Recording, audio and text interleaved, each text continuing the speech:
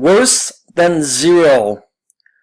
Welcome to my review and preview for tonight's action on the hardwood courts of the NBA in regards for the DFS contest for Wednesday, April 1st, 2015. I was out on the town last night and I knew I was in trouble when it was late in the first period and I saw the big fat zero on CJ Miles and was wondering what I was missing and found out about his ankle injury and subsequent return only to commit a turnover and find out that he's not good to go. And I was searching, wasting an hour searching on Twitter and other sites without access to Boxcar, and net neutrality has already hit Twitter. It's so filtered. You search up a name and you only get tweets from mainstream media. Not everyone who was put in, as you could 5 years ago, who put in a comment on CJ Miles, and myself, I picked him up and plugged him in the lineup for a weekly contest, for a season-long contest where I'm in a playoff series, and CJ Miles is like, it happens, but he's like the used car you buy and the alternator goes the second you roll it out of the parking lot. So ultimate frustration there. The Pacers are very short-handed now. I was reading Irfan Massey, who's does some features on the Pacers for Fansided, and I did catch one of his tweets. Implored him to stop trying to shoot fadeaway contested threes and referred to him as a selfish player. But if he had Miles, it's not necessarily the end of the world with precious few nights remaining in the season. It's become stars and scrubs forever. And this is a third place team out of 1,034. And he had Miles, but that was made up. Obviously, the teams that surged to the top late last night did it behind Blake Griffin's 66.9 as he abused David Lee for 40, 12, 5 assists, throwing in 3 blocks.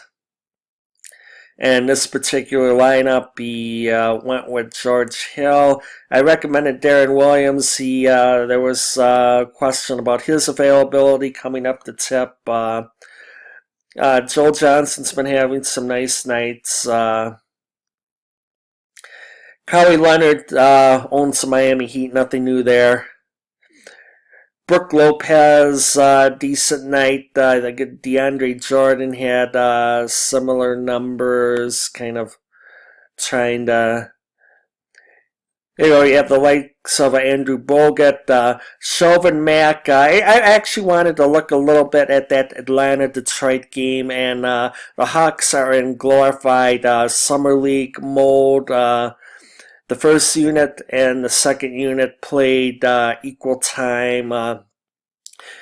Mike Muscala, Butler product, 13 rebounds. So with teams, as I've said before, such as Atlanta and Golden State, look at the second unit, but on nights when even the starters play, it's only going to be like 20-something minutes. So that's perfect. It gives you just an idea on how the Hawks will be playing things forward for the next 2 weeks.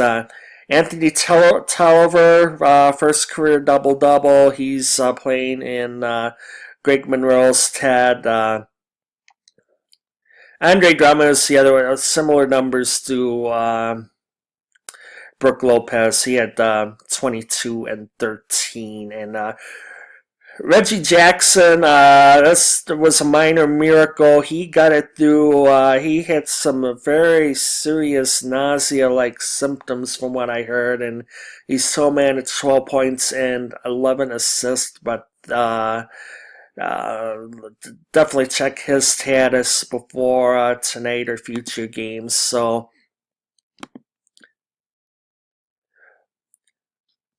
we look at tonight, and like I said, precious few of these types of nights remaining. And it's a full slate. It's 12 games, and what sticks out right here, you have the Pelicans at the Lakers, and big things are expected for Anthony Davis. Most of the heavyweights are in tonight. So you see AD projected for 55.7, Westbrook 52.2, and they're about similar salaries now.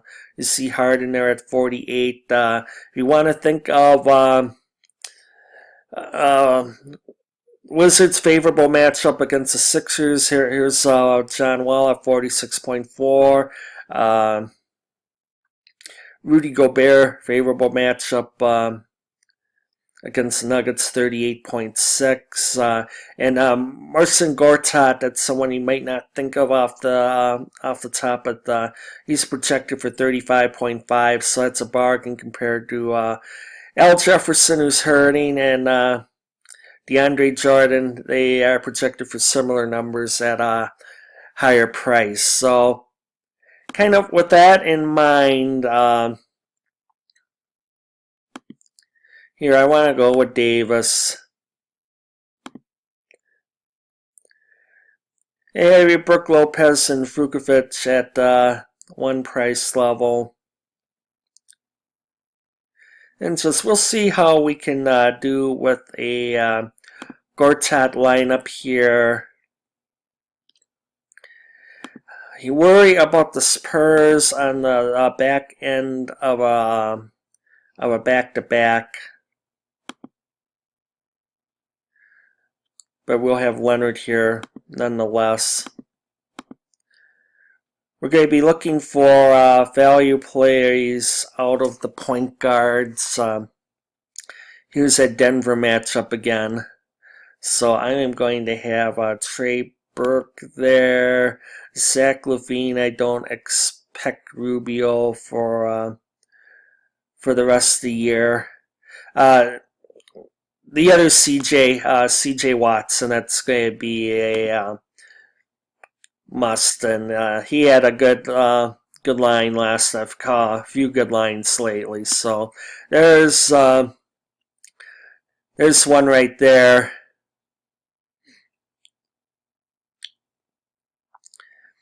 There's Butler, Sacramento. Supposedly DeMarcus Cousins is going to be rested in road games, so Harden definitely an option. Rodney Stuckey, that's another and he did not step up last night, so we're going to pass on him. See, I could have, when I was out last night, I could have got a couple of Indiana Pacer contacts out there, and I didn't want to. I don't want to sound like the frustrated guy who could only think of wondering why someone isn't playing or what's going on. I kind of hate doing that. KCP's been having some strong run. Wayne Ellington might be another one. As I suggested the other day, Jordan Clarkson is now 7,300. One way to think of it, more than Ty Lawson. And Ty Lawson hasn't been doing horrible lately, so there's kind of a idea there. Let's see what RotorWire's little computer thinks of it. Alfred Payton's actually in that price range too, 29.9.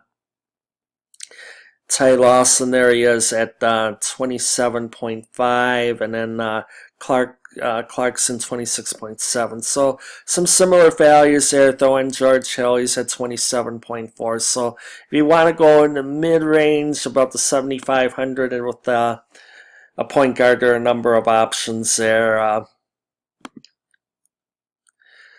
Small forward, Andrew Wiggins is about all the Wolves got out there. Trevor Ariza, Mr. Reliable. So there's a couple of options there.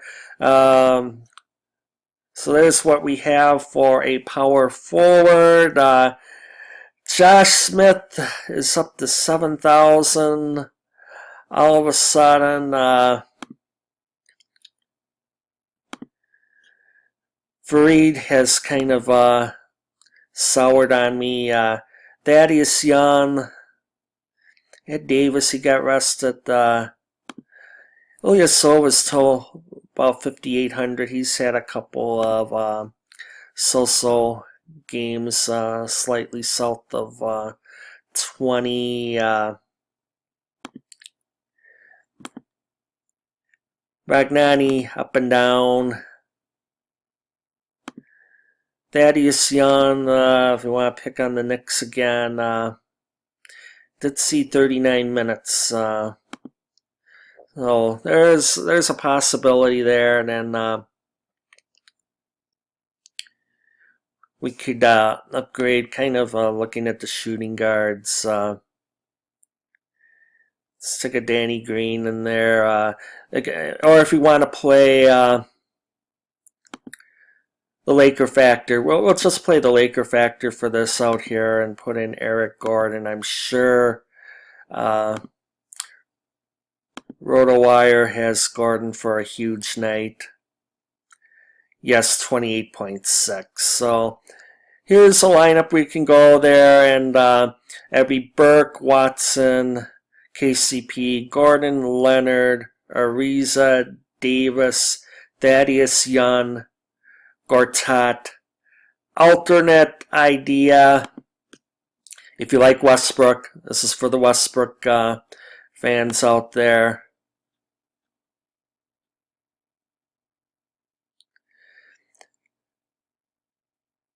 Here's another great bargain, Trevor Booker, who had a career night. If Derek Favors is not playing, stick him in there. I'll put Westbrook, and then actually have cap room after that. So for this example, I'm going to decide I like Lopez. It's like Lopez, I just want to run into the ground.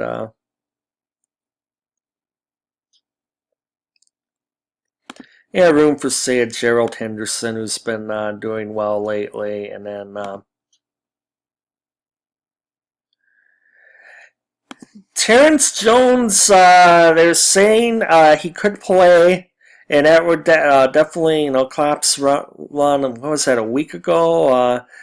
Yeah, rapid recovery. So if Terrence Jones were to play, we would stick him in there. So this lineup here, and there'll be other ways you can get a Westbrook in too.